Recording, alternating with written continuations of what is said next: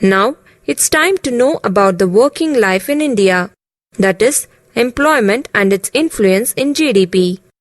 The GDP of a country is closely related with the total number of people working in the country. With an increase in the population, a country should provide proper opportunities for the people who are looking for work.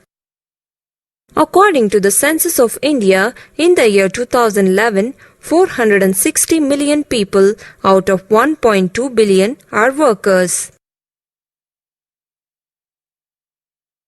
In India, if you compare the share of employment in the three sectors for the financial year 1972 to 1973 and 2009 to 2010, you will notice that the agriculture sector remains the largest employer.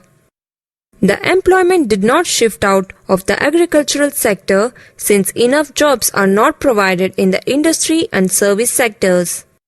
The production of goods and services went up by 9 times, whereas employment went up by only 3 times. In case of service sector, production increased by more than 14 times, but employment increased by only 5 times. More than half of the workers in the country work in the agriculture sector, but contribute to only 1/6 of the GDP. In contrast, industry and service sectors contribute 3/4 of the GDP with about half of the proportion of workers. Thus, it can be observed that more people are employed in agriculture sector but are underemployed, not fully occupied. Now, let us do an activity of calculating the percentage of employment and GDP.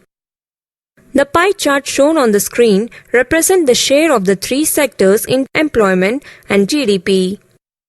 Look at the pie charts and calculate the percentage of employment and GDP for the three sectors shown on screen. Now, let us look into the underemployment in other sectors. The underemployment occurs in other sectors as well. In service sector, people working as painters, plumbers, repair persons, etc.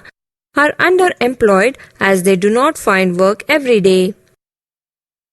The growth of all service activities is not proportional, which means that there are limited number of services that employ highly qualified and skilled workers, whereas a large number of workers are engaged in services like shopkeepers, repair persons, transport persons, etc.